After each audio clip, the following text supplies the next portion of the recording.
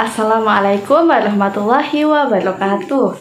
Perkenalkan, saya Rahma Sindia Eka Putri, mahasiswa Prodi Pendidikan Bahasa Inggris, Fakultas Tarbiyah dan Keguruan UIN Raden Intan Lampung, dengan nomor pokok mahasiswa 22110404242 dari kelas 1D, ingin mempresentasikan materi tentang dasar, tujuan, dan tanggung jawab ilmu pendidikan Islam.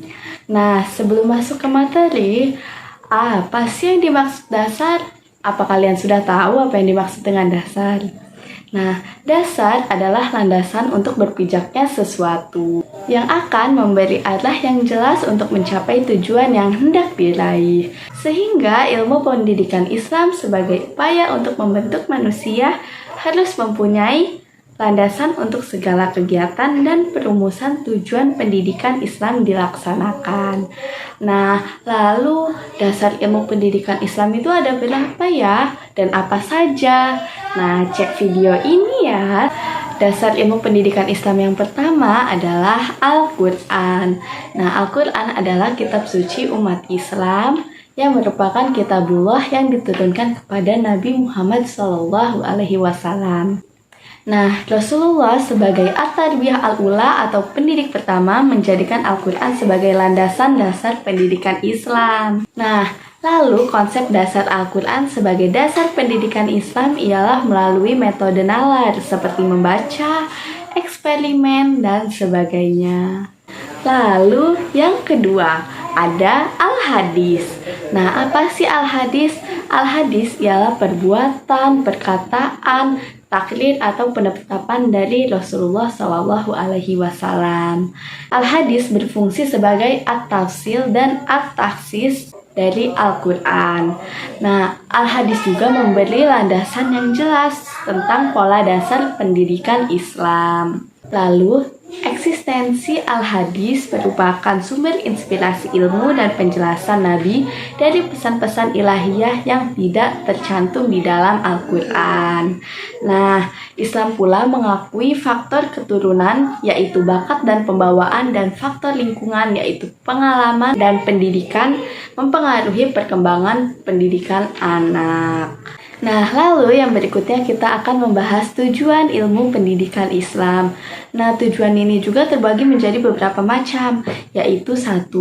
Tujuan umum, yaitu menurut para ahli. Lalu ada 2, tujuan khusus, dan ada yang ketiga, tujuan tertinggi. Untuk penjelasannya, silahkan simak slide berikut ini ya. Menurut Atiyah Al-Abrashi menyatakan, tujuan umum pendidikan Islam menjadi 5 bagian, yaitu A. Membentuk akhlak yang mulia, B. Mempersiapkan peserta didik untuk kehidupan dunia dan akhirat, C. Mempersiapkan peserta didik dalam dunia usaha yang profesional, D. Menumbuhkan semangat ilmiah kepada peserta didik untuk selalu belajar dan mengkaji ilmu, E. Mempersiapkan peserta didik yang profesional dalam bidang teknik. Berikutnya ada ahli Muhammad Fadli Al-Jamali tahun 1967 mengemukakan pendapatnya tentang tujuan ilmu pendidikan Islam, yaitu 1. Mengenalkan posisi dan tanggung jawab kita sebagai makhluk sosial di antara makhluk ciptaan Tuhan lainnya. 2. Mengenalkan tentang alam semesta dan segala isinya. 3. Memberikan pemahaman akan penciptaannya serta bagaimana cara mengolah manfaat alam tersebut. 4. Mengenalkan tentang keberadaan alam maya atau ghaib. Nah, yang berikut ini adalah tujuan khusus ilmu pendidikan Islam. Yang berikutnya yaitu tujuan tertinggi ilmu pendidikan Islam. Nah, tujuan tertinggi ini bersifat mutlak karena sesuai dengan konsep ilahiyah yang mengandung kebenaran mutlak dan universal. Tujuan tertinggi ini pada akhirnya sesuai dengan tujuan hidup manusia dan peranannya sebagai ciptaan Allah, yaitu 1. Menjadikan hamba Allah yang paling takwa, 2. Mengantarkan manusia menjadi khalifatullah fil ard, yang ketiga, untuk memperoleh kesejahteraan, kebahagiaan hidup dunia akhirat, baik individu maupun masyarakat. Nah, yang berikutnya kita akan membahas tanggung jawab ilmu pendidikan Islam. Tanggung jawab ilmu pendidikan Islam itu macam-macam loh, sobat, tergantung pendidikannya. Apa saja sih macam-macam pendidikan yang mempunyai tanggung jawab ilmu pendidikan Islam? Simak ya. Yang pertama, yaitu pendidikan iman atau tauhid. Yang kedua, ada pendidikan akhlak atau moral.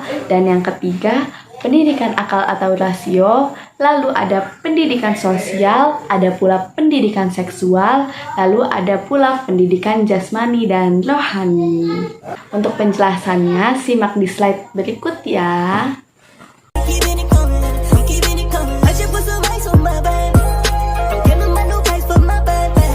Nah, itu tadi adalah penjelasan tentang dasar, tujuan, dan tanggung jawab ilmu pendidikan Islam. Jika ada pertanyaan, bisa komen di kolom komentar ya. Sekian dari saya, wabillahi taufiq wal hidayah, wallahul muwaffiq ila aqwamit thoriq. Wassalamualaikum warahmatullahi wabarakatuh.